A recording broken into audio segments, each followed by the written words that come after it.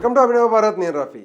కేవలం 5 నిమిషాల్లో ఇద్దరు ఉగ్రవాదులు జరిపిన దాడుల్లో అయితే 5 నిమిషాల్లో 16 మంది ప్రాణాలు కోల్పోగా 38 మంది అయితే తీవ్ర గాయాల పాలైతే అవడం జరిగింది.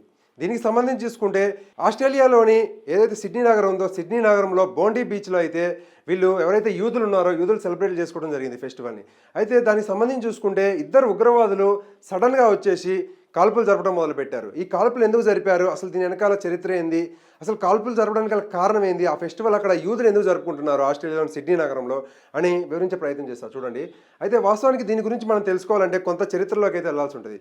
అయితే మనం ఎప్పుడు కూడా మనం వినే యుద్ధాలు ఏంటంటే ఇజ్రాయెల్ పాలిస్తాన్ ఏదైతే ఉందో, ఇజ్రాయెల్ అలాగే పాలిస్తాన్ ఏదైతే ఉందో ఈ రెండు దేశాల మధ్య అయితే ఎప్పుడు చూసినా యుద్ధం జరుగుతూనే ఉంటుంది. అయితే ఇజ్రాయెల్ అనే వాళ్ళు చాలా పవర్ఫుల్ అనమాట. ఆ కంట్రీ కూడా చాలా పవర్ఫుల్ కంట్రీ, అడ్వాన్స్ టెక్నాలజీస్ ఉంటాయి. మనం కూడా అక్కడ నుంచి చాలా వెపన్స్ అయితే కొనుక్కుంటూ ఉంటాం. అయితే దీనికి సంబంధించి చూసుకుంటే పాలిస్తాన్ అనేది ఒక ముస్లిం కంట్రీ, ఇజ్రాయెల్ అనేది యూదులు ఉంటారు అక్కడ. అయితే యూదులు అనే వాళ్ళు చాలా పవర్ఫుల్గా ఉంటారు, వాళ్ళు చాలా ఇంటెలిజెన్స్ ఫెలో, అంటే చాలా ఎక్కువ తెలివి మేధాశక్తి ఉన్న వాళ్ళు. టాప్ పీపుల్స్ మీరు ఎవరు చూసుకున్నా కానీ అక్కడ ఇజ్రాయెల్స్ కంపల్సరీగా ఉంటారు. అంటే యూదులు అయితే ఎవరైతే ఉన్నారో వీళ్ళు కంపల్సరీగా ఉంటారు అక్కడ. ఉదాహరణ చూసుకుంటే టాప్ పీపుల్స్లో మనం కొంతమందిని చూసుకుంటే అమెరికా వైస్ ప్రెసిడెంట్గా పనిచేసిన కమలా హారిస్ ఎవరైతే ఉన్నారో, కమలా హారిస్ భర్త కూడా ఒక యూదుడే. అంతేకాకుండా మనకి ఓపెన్ ఏఐ ఏదైతే ఉందో, అంటే చాట్ జీపీటీ ఏదైతే ఉందో దాని సీఈఓ ఎవరైతే ఉన్నారో సామ్ ఆల్ట్మన్ కూడా ఒక యూదుడే అనమాట. అంటే మీరు ఎక్కడ చూసుకున్నా, ఏ కంట్రీలో చూసుకున్నా, ఎక్కడ చూసుకున్నా కానీ టాప్ పీపుల్స్లో ఎవరు ఉన్నారంటే ఖచ్చితంగా అక్కడ ఒక యూదుడైతే ఉంటాడు. అంటే వాళ్ళంతా మేధోశక్తి, వాళ్ళంతా సంపన్నులు కూడా ఉంటారు వాళ్ళు. అంటే చాలా డబ్బుల పరంగా కానీ వాళ్ళ తెలివితేటల పరంగా కానీ చాలా ఎక్కువగా ఉంటుంది అనమాట వాళ్ళ నాలెడ్జ్. అయితే దీనికి సంబంధించి చూసుకుంటే ఇక్కడ పాలిస్తాన్ మీద ఎప్పుడు అటాకులు చేస్తూనే ఉంటుంది ఇజ్రాయెల్ మీద పాలిస్తాన్ ఎప్పుడు అటాకులు చేస్తూనే ఉంటుంది. అది ఎందుకు చేస్తుంది అంటే ఇప్పుడు ఏదైతే పాలిస్తాన్ ఉందో ఈ పాలిస్తాను ఇంతకుముందు ఇజ్రాయెల్ ఈ రెండు కలిసి ఉండేవి దేశాలు, చాలా సంవత్సరాల నుంచి కూడా అవి కలిసి ఉన్నాయి. కలిసి ఉన్న తర్వాత ఇజ్రాయెల్ కొన్ని డే బై డే దాన్ని ఆక్యుపై చేసుకుంటూ కూడా దాన్ని మొత్తాన్ని కూడా ఆక్రమించుకోవడం వల్ల పాలిస్తాన్ మళ్ళీ ఇజ్రాయిల్లో జెండా పాతాలి, వాళ్ళు ఏదైతే ఆక్రమించుకున్నారో భూమిని, ఆ భూమిని మళ్ళీ స్వాధీనం చేసుకోవాలనే ఒక దీనితో అయితే వాళ్ళు ఎప్పుడు యుద్ధాలు చేసుకుంటూ ఉంటారు. అంటే ఇజ్రాయెల్ ఆక్రమించిన ఏదైతే పాలిస్తాన్ సంబంధించిన భూమి ఉందో దాన్ని మళ్ళీ ఆ సరిహద్దులు మళ్ళీ వీళ్ళు వెళ్ళాలని అయితే వీళ్ళిద్దరి మధ్య ఎప్పుడు యుద్ధాలు జరుగుతూ ఉంటాయి.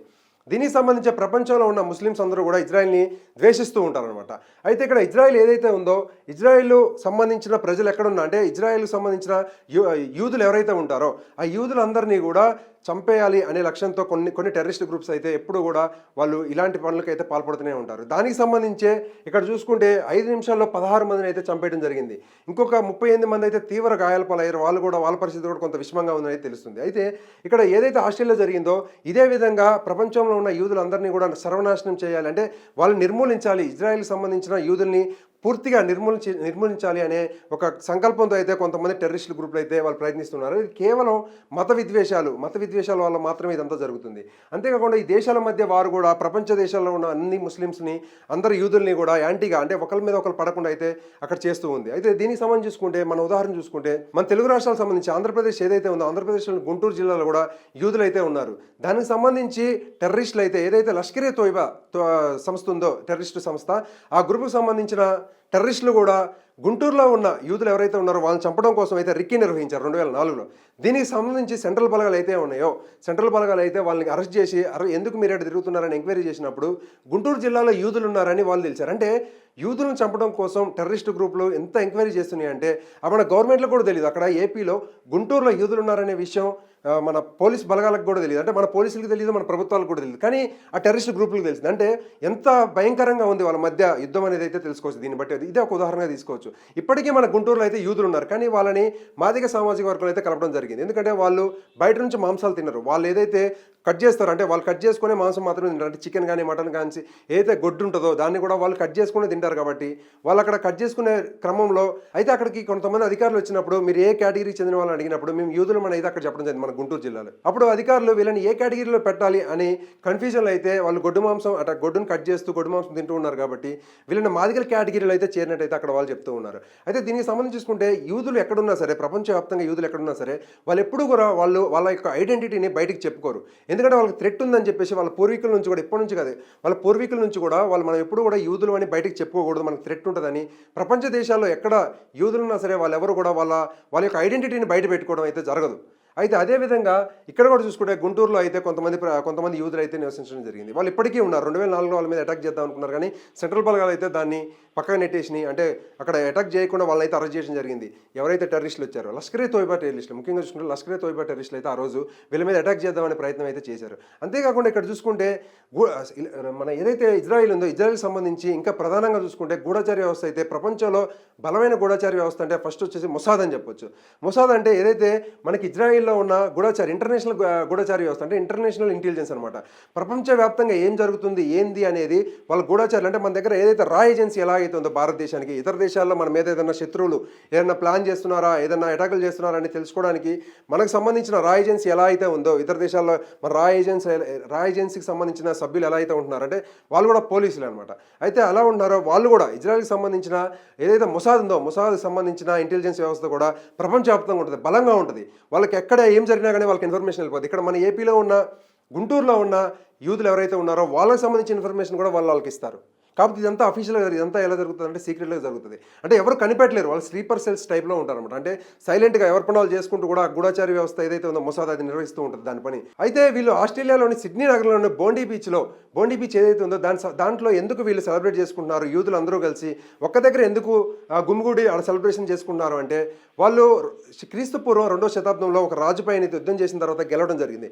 గెలిచిన తర్వాత తిరిగి వాళ్ళు వాళ్ళ టెంపుల్ ఏదైతే ఉందో, వాళ్ళ దేవాలయం ఏదైతే ఉందో ఆ దేవాలయాన్ని వాళ్ళు శుద్ధి చేసుకోవడం జరిగింది, అంటే వాళ్ళు పవిత్రం చేసుకోవడం జరిగింది. దాని సందర్భంగా హనుకా అనే ఫెస్టివల్ అయితే 8 రోజుల పాటు, దీపావళి మనకి ఎలా ఉంటుందో వాళ్ళు కూడా హనుకా అనేది యూదుల దీపావళిగా జరుపుకుంటారు. మనం దీపావళిని చెడుపైన మంచి గెలిచింది అనే విధానంలో మనం ఎలా అయితే జరుపుకుంటామో వాళ్ళు కూడా చెడుపైన మంచి గెలిచింది అనే విధంగా సెలబ్రేట్ చేసుకుంటూ ఉంటారు వాళ్ళు. అంటే 8 రోజుల పాటు రోజుకొక దీపాన్ని అయితే కొత్తగా వెలిగిస్తూ ఉంటారు వాళ్ళు. అయితే ఈ హనుకా ఫెస్టివల్ ఏదైతే ఉందో దీనికి సూచికగా ఆదివారం సాయంత్రం సిడ్నీలోని బోండా బీచ్లో అయితే వీళ్ళు చినుకా బై ది సీ అనే కార్యక్రమాన్ని ఏర్పాటు చేసుకొని 8 రోజుల పాటు ఏదైతే వాళ్ళు ఫెస్టివల్ జరుపుకుంటున్నారో దానికి సంబంధించిన ఒక సెలబ్రేషన్ అయితే అక్కడ చేసుకోవడం జరిగింది. ఈ సెలబ్రేషన్లో వాళ్ళు ప్రధానంగా వాళ్ళ మత గురువు ఎవరైతే ఉన్నారో మత గురువు కూడా చనిపోవడం జరిగింది 16 మందిలోనే. అయితే ఇదంతా కూడా మత విద్వేషాలు, మతాలు రెచ్చగొట్టుకోవడం వల్ల ఎక్కడో 2 దేశాల మధ్య యుద్ధం అనేది ఎక్కడో ఆస్ట్రేలియా కంట్రీకి వచ్చి అక్కడ ఉన్న యూదులు వాళ్ళు ప్రశాంతంగా వాళ్ళు సెలబ్రేట్ చేసుకుంటూ ఉంటున్నారు. దానికి సంబంధించి వీళ్ళిద్దరు టెర్రరిస్టులు వచ్చి వాళ్ళ మీద కాల్పులు జరిపి ఇంతమంది ప్రాణాలు పోవడానికి కారణమయ్యారు. అయితే ఇక్కడ మొత్తానికి చూసుకుంటే కూడా ఆస్ట్రేలియా అనేది ప్రధానంగా చూసుకుంటే ఆస్ట్రేలియా ఏదైతే ఉందో Australia safest country in the world లిస్ట్లో 4th ప్లేస్లో ఉంటుంది. అంటే వాస్తవాన్ని చూసుకుంటే ఆస్ట్రేలియా సేఫెస్ట్ కంట్రీ. అందరూ ఏమనుకుంటారంటే అమెరికా, యూకే ఇవన్నీ అనుకుంటారు, కానీ కాదు. సేఫెస్ట్ కంట్రీ ఏదైనా ఉంది అంటే మన ఇండియన్స్ ఎక్కువగా ప్రధానంగా వెళ్ళే కంట్రీస్లో ఆస్ట్రేలియా అయితే మన తెలుగు ప్రజలు కూడా ఎక్కువ వెళ్తుంటారు. అంటే తెలుగు స్టూడెంట్స్ కూడా చదువుకోవడానికి వెళ్తూ ఉంటారు. ఎందుకంటే అక్కడ ప్రజలు చాలా ఫ్రెండ్లీగా, చాలా మంచి కంట్రీ అది. అక్కడ గన్ కల్చర్ ఉండదు, ఏముండదు.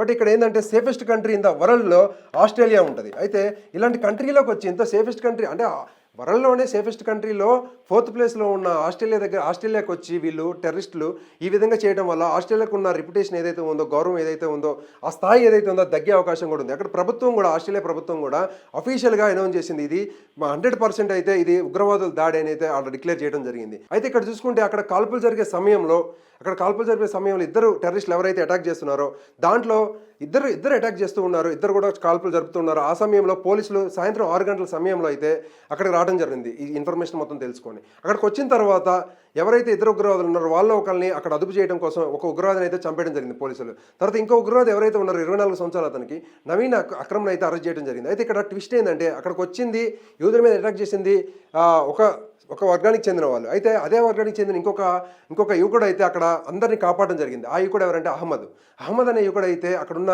ఎవరైతే టెర్రరిస్టులు అటాక్ చేస్తున్నారో, అక్కడ యూదులను కాల్చి చంపుతున్నారో వాళ్ళ దగ్గర ఉన్న గన్ లాక్కున్నాడు. అయితే అక్కడే ఉన్న అహ్మద్ ఎవరైతే ఉన్నారో అహ్మద్ కూడా అక్కడ హెల్ప్ చేయడం జరిగింది అక్కడున్న యూదులకి. ఎలా అంటే అక్కడ ఎవరైతే ఇక్కడ టెర్రరిస్టులు ఇద్దరులో ఒకళ్ళైతే పోలీసులు కాల్ చేయడం జరిగింది. ఇంకొక అతను ఎవరైతే ఉన్నాడో నవీద్ అక్రమ్, అయితే అతని దగ్గర ఉన్న గన్నును అయితే అహ్మద్ లాక్కోవడం జరిగింది. అయితే అక్కడ వందల సంఖ్యలో యూదులు గుమిగూడి ఉండటం వల్ల, అంటే వాళ్ళు అక్కడ సెలబ్రేట్ చేసుకోవడం వల్ల, వాళ్ళ మీద విచక్షణ రహితంగా అయితే వీళ్ళు కాల్పులు చేయడం వల్ల ఒకరికొకరు పడిపోతున్నారు, ఉరుకుతున్నారు వాళ్ళంతా. అంటే వీళ్ళు కాల్చే గన్నులకి, వీళ్ళ నుంచి వచ్చే బుల్లెట్లకి, ఆ బుల్లెట్ల వర్షానికి అయితే కింద నేల రాలిపోతున్నారు అక్కడ ప్రజలు.